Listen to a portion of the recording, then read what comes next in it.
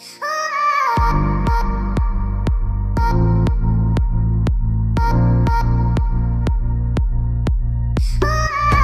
mamuni akwa eba Melody TV so.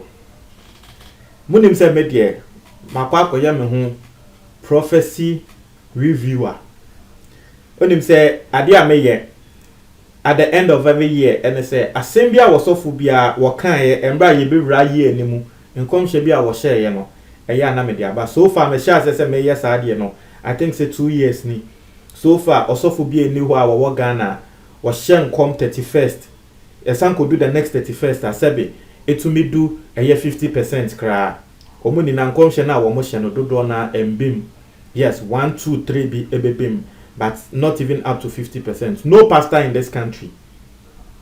Na maye obi a wo follow me channel no from 2 years ago munim say ya bia me ye. Na coronavirus eba no ensofu bebre nso eba abonten ebe kasae ebe hyenkom ekansem etiefo eno na maka say and there Ghana me no ka say ye coronavirus cases no a year to 29,000 over 140 people are dead. Just say coronavirus no ekunwomo. And I say oh dear coronavirus ne ba no mete say ensofo ekuku dambi ekansem bi ewo Ghana na yanko tie ensem anama membobo nsem ne so a wo mo kan membro so entre mo na no it is up to you because embra coronavirus ba no me mamuti ase say me I am a Christian but one thing I will not do and it says coronavirus no me mfa nko ye Christosum ensem say oh coronavirus ne dey and they say dabi and na ama Ghana e ka ho a ye dey aya and dey yare no e ya agi ensem no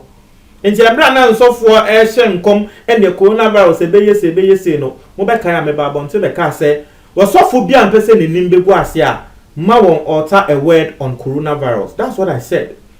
All of you who follow me on this channel, you know I said that. So wasofo bia one person ne nim ebegu ase no coronavirus ya be wonye kom no won hye ne corner obebo ne mpaye a won bo ne mpaye won nim na wo be hye nkomfa coronavirus ne ho a ebegu ne nim ase ne kre osofo bia me nim bia wo hye nkom efa ho no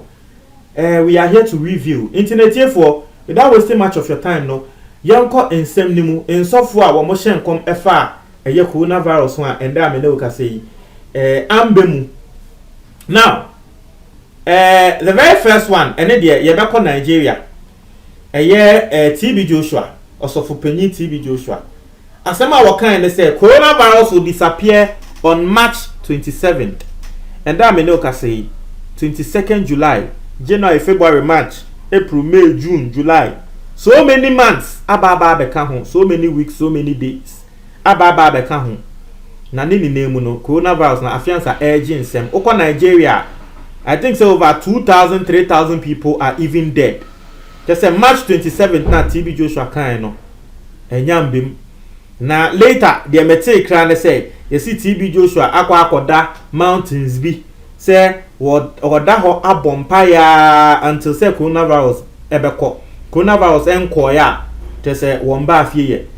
we came out we pictures came out and we saw him lying I mean or mountains na no bompire whether it is indeed true or not we saw those pictures but say you no crow and I say you no crow it's up to that story but you no crasa what can say March 27th coronavirus no be call me kai sa time no what can say insuo case bi beto insuo ne to wi a any coronavirus no ebe wo hye na akọ nti no your guess is as good as mine so what can say March 27th 2020 na ende 22nd July 2020 now still coronavirus no around that it's up to you to decide now okay so this particular one meaning say I don't think it was a prophecy one only the MC na empire but Osofopeni Archbishop Nicholas Duncan Williams asema wakan I say no Ghanaian will die from coronavirus. Yes, Archbishop Duncan Williams ekan was a Ghana ni bi asa time na coronavirus no na enhye dan ba Ghana sa na obompa ka say Ghana ni bi ni ho a wo bewu from coronavirus. No one will succumb to the disease. Now after after we declare 72-hour fasting and prayers. Na sorry on 8 March 2020. Yeah, the date in Abraham 8 March 2020. As a kind no say no Ghanaian will die from coronavirus. It and also whether you take that as a prophecy or as a prayer, no, and also that while we yeah the country will say Obia wakasa fa coronavirus ne hu bia ende ye we ne ye check ahwe intino asemo ya katre mo no. Now aside that, the third person I will also ekasa fa ho yankasa yesofo panyi Reverend Owusu Bempah. One also there what kind and say coronavirus will not last another month. It will disappear before Easter. And also that time around March nimwa wakase coronavirus ne there by next month na ekọ and sana Easter be do kra no na coronavirus no ekọ. Today we are in July 22nd, meaning say Easter no enyamba e there, but eno ena tese eda monim no asemo a Reverend Owusu Bempah so wakan ye no. Now in some so far no in some form yensa say ena kasa fa coronavirus no. Na ensofo bi nso a esanso ekasa fa ho mekai Osofo Kofi Oduro. Na Osofo Kofi Oduro de wono de asema oba abonte beka ne se osuro ne krani osuro coronavirus no because that time na coronavirus ne ba first wa abrochire no na ensofo nkese bia no mo wa abrochire na yawe no ekun wo mo nti Kofi Oduro mekai wo be ye video wa abonte ka se hey wo suro oyesofo na nso osuro because in so phobia wono eha ne se nyankopon sa eda wo moso in so phobia wono Kofi Oduro no hu ne se in so fo we die nyankopon hiro mo wo mutu yawe ne nyama no coronavirus ne ka akomo to fom into oba abonte meka se wono di osuru nti no ensem no etiefo so far ensofo ekukudam ensofo ne de bebre na ekasa fa ho but ye ka ekukudam a ekasa efa coronavirus no eno ena ye de ayeden ye de abremo asemo a me meka no Ghana eno na ema ensem bia na nyama bi NDNU ene nyame se coronavirus be ko. And you see the truth of the matter is ensofo ya ekasa fa assemwe ho nia no ebetumi aba ne kra say it wasn't prophecy. And that's the truth of the matter. Ebetumi aba say it wasn't prophecy, but these pastors are known for their prophetic words. Muntie ni ye. Ebetumi aba say Osofo no aka ne say because me kai say Reverend Owusu Bempah embre bi wakan that time na em say World Cup koso asem a wakan ne say oh World Cup no ohun ne say bia Belgium say France say den ene be wini ohun ne say France the latest World Cup o mo boy no ohun ne say France. It wasn't a prophecy. Wono no na odena no sa keke e na eka na okan ye no ebemu e na nkrofo fa ne say a prophecy, but because eto de bia ensem a woka nkrofo gidi say because that's what we know Reverend Owusu Bempah for. Say woka ensem a na be ni aka say prophecy nti e bia na coronavirus dia woka ne kra no e bia na o de gidie or the faith e na eka, but yen e ne yafa ne say prophecy.